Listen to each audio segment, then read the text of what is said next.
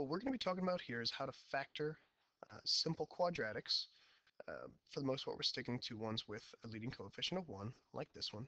When we have a quadratic, when we have an x squared, an x, and then a number here, these come up quite often in geometry and other classes as well.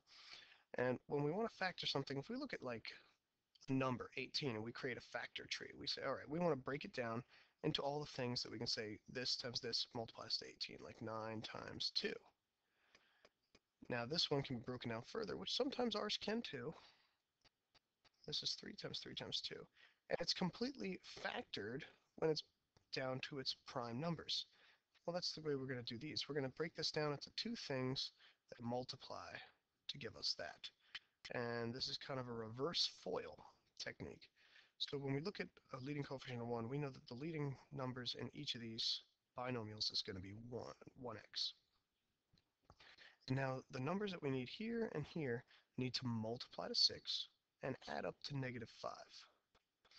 So if they add up to a negative number, at least one has to be negative, but if they're going to multiply to 6, they both have to be negative. So I know both numbers are going to be negative, and the two numbers that multiply to 6 and kind of add up to 5 here is 2 and 3. So we say x minus 3, x minus 2. And we can check this by foiling. All right, the first terms multiply to x squared. The outer terms multiply to negative 2x. The inner terms multiply to negative 3x. And the last terms multiply to positive 6. When we combine all these terms, we get x squared minus 5x plus 6.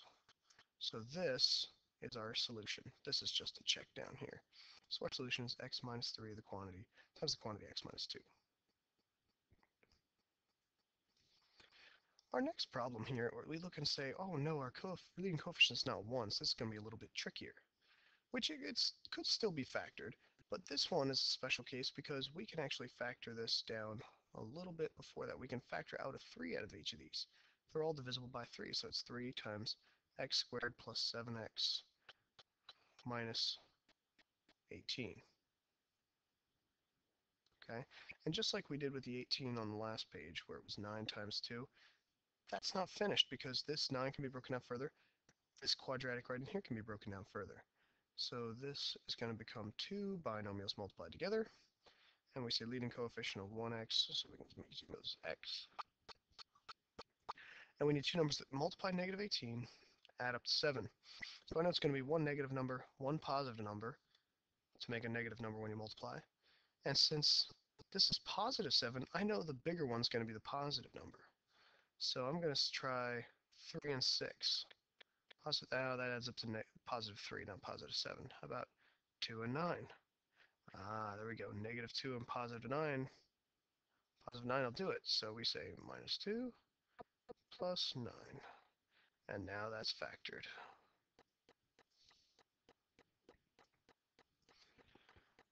This next problem asks us to solve an equation. If you notice now we have an equal sign here. This is different from the other ones. We were just factoring before. Now we're looking for, if we ask to solve for an equation, we want to look for x. We want to end with x equals something. Usually it's two numbers when we have a quadratic like this. So I'm going to start out saying, all right, I need to end up with 0 on one side, everything else on the other. Well, that doesn't help because I don't have 0 on one side. So let's start working on it. We got to get rid of this. Subtract x squared. And we're going to subtract it from both sides to keep it balanced.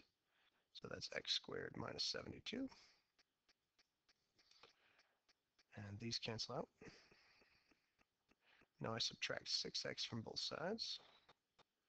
Now you're going to notice I'll put this right in the middle here because I want decreasing order of degree. Meaning I want the x squareds, then the x's, then the whole numbers. If I had x to the thirds, I'd want them first. So there we go. Now all we have to do is factor. Since our leading coefficient is x squared again, we can just say x and x.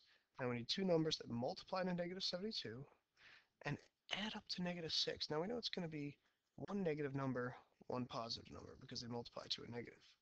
And we know the bigger one's going to be negative because our negative 6 is negative. So let's pick out some numbers that multiply to 72, shall we? 9 times 8 multiplies to 72.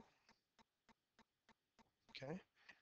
18 times 4 multiplies to 72.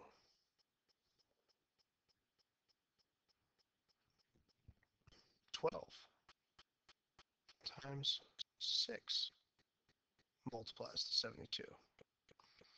Now, I'm looking at these and I'm thinking, well, all right, these were negative, these were positive. Which one of these add up to negative 6? And it's these two right down here.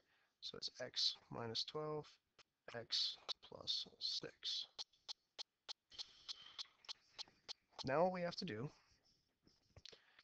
is try and figure out what x is. Well, the reason we put 0 on one side is because now we have some number or some expression multiplied by another expression equals 0. Well, anytime two things multiply to 0, one of them must be 0.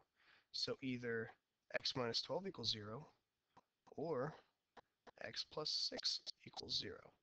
And again, this is because one of these two sets of parentheses has to come out to be 0 in order for them to have a product of 0. So now what we have to do is solve each of these equations. We add 12 to both sides here, we subtract 6 over here,